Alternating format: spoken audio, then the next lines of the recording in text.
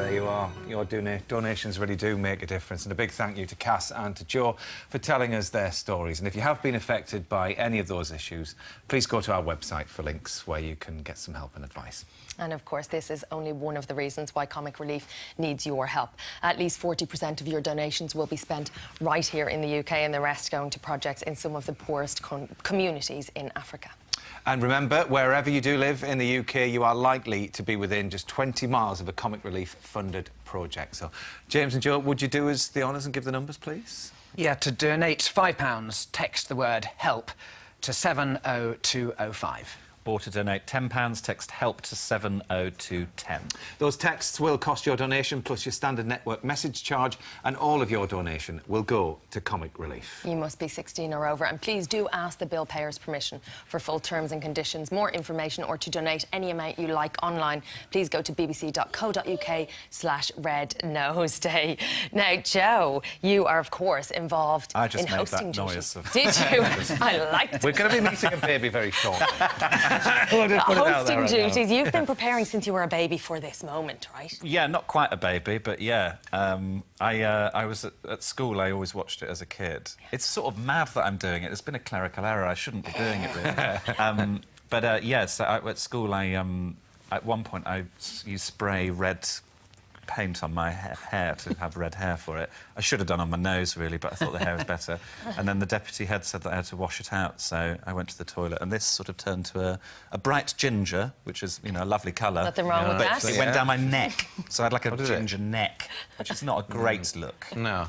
Well, I bet you were a nightmare at school, were you? I was for your teachers. I talked a lot. I talked a lot, but I was generally quite a good child. Why'd you say that? No, I just thought in general, Kicking I don't know. Any pigeons recently, Matt? I'm going back there. I'm not going there. Talking of school, have a look at this. I personally would hate to go to school with Malala Yousafzai. Can you imagine show and tell day with Malala, where they're like, OK, class, what have you brought in? Sally, let's start with you. And Sally goes, I've brought in this papier-mâché cat. OK, anyone else bring anything? Malala, did you bring anything in? This Nobel Peace Prize. So, on Friday, what will you actually be doing? Right, it sounds like I've made this up just for now. I'm running a Pizza Express. Right. And the head chef is Mickey Flanagan, and the dessert chef is Val from Bake Off, because people say that I look like her, even though she's a 66-year-old woman. Right. And what's the plan then with the Pizza Express? To be honest, I don't know. Basically, it's gonna be. They want it more anarchic this year, and I always love it when it's sort of anarchic live gigs. So there'll be actual customers in there, and we'll be serving them pizza. Actual pizza. Actual pizza. Well, Mickey Flanagan's making them, so I hope they've eaten before they get there. Well, James has got some pizza pedigree, haven't you? You've got a pizza name. You've got a restaurant, have you not? Yeah, I do. I have a restaurant at the top of a mountain, which I share with Lawrence Delalio, the rugby captain, and Carl Fogarty. And we are the three amigos who have a restaurant at the top of a mountain. Healthy food. What's the pizza name? Pizza. There's a blunt pizza, a Fogarty pizza, and a Delalio pizza. Right. What's on the blunt pizza? It's sort of small but spicy.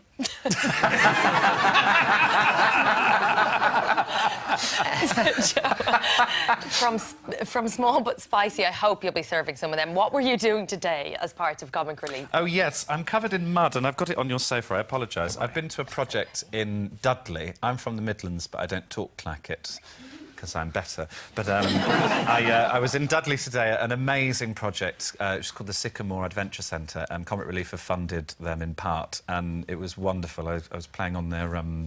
they've got these go-karts, which is why I'm covered...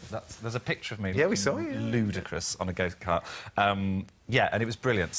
And I've been to Malawi a few years ago to see what they do out there, and when you see it, you realise how amazing the work they're doing with every pound is. So it's great to see it before Friday and see what they're up to. And there is some kind of real anticipation about Friday night, because it's sort of coming from the O2, and we've had quite a few comedians coming on saying, well, the whole idea is just to really go with the flow and see what happens. But, you know, what an environment for you as the up-and-coming comedian to be in. Yeah, it's so exciting. I want to get it right, because for the charity, like, if it was just for fun, then I'd be sort of there's less pressure, but the fact that, like, it matters so much, you want to get it right. But I spoke to Mickey today, and he's well up for going full bonkers. So we're going to do some mad things there. And what a wonderful lineup. I mean, originally, Comic Relief was all about comics, and it's kind of come back full circle. Yeah. Does there feel like an added element of pressure because of that, going back to the glory days? Yeah, totally. Like, yeah, and it should be funny, and it should sort of endear people to donate. So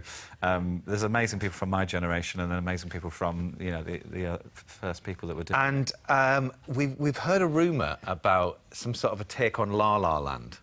I filmed this the other day. I had to be on roller skates, and I was carried around by these twinks, as they'd be known in the gay community, young, attractive men. And I thought, do you know, I could get used to this, because they're literally just rolling me around wherever I went, because I can't do roller skates. Basically, they're doing a parody of the La La Land opening. Called Ha Ha Land. Called Ha Ha Land. Yeah. And I think it'd be really funny. I've not seen the final edit, but I nearly fall over, so that's funny enough, right? Yeah. So apart from wheeling around, do you sing? Oh, I do a little, yeah, a little... A little number. Yeah, only a little something. Teasing us, Very you are. good. Shall we find out what that little baby's doing here in the studio? The theme, as you know, of Red Nose Day this year is Make Your Laugh Count, and you've been sending your laughing videos in to us all week. Laughter really is the best medicine, isn't it? We have invited 3 more laughing viewers in to introduce their own laughs. It's lovely to see you all. How are we doing? And we have got baby Oscar down here. Hi, Kat. Hello. As mum. Hi. Tell us a little bit about Oscar. You are... Oh, I think we got a little bit of a giggle, almost. Are we going to get a giggle? We're going to get a giggle. How old is he? He's 8 months. Yeah. He's very easily amused. Good. Finds quite a few things funny. Yeah. And I think you've got a clip of him laughing in the We bath. have. He is a beautiful boy. Yeah, laughing in the bath. Here we go. Let's have a look. Uh-oh.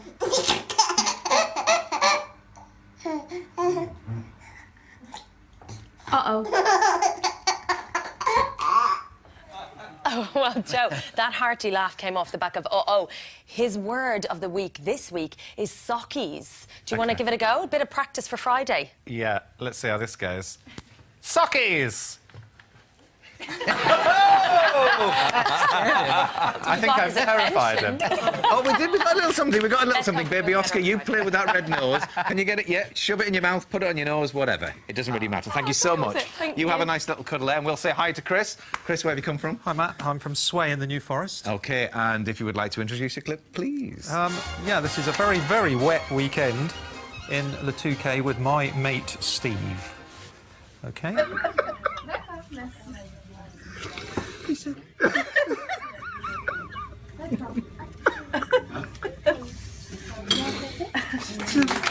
We're going to have to leave the gag there because we cannot say this on Family Telly, can we? No, not really. Thank you Not so much, really Chris, for appropriate. coming and being such a sport. Lovely. OK, Connor, what do you do for a living and where are you from? I'm an apprentice carpenter and I'm from Southend. Very good. Introduce a clip for us. This is me on a tea break being entertained by the lads. Oh, God. Oh, God. Thank you all very much indeed. We'll have more laughs for the rest of the week. Angela.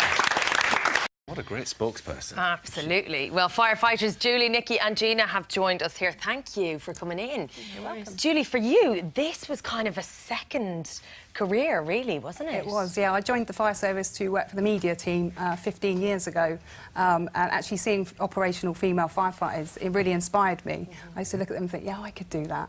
And I'm actually a whole-time firefighter now at Hightstown, White Watch. And how would you describe, then, being on the front line when you are, you know, in the heat of it, quite literally? What, my watch? Yeah. Really supportive. It sounds cliche, but it's like a family, and we do support each other, and I just absolutely love it. Yeah.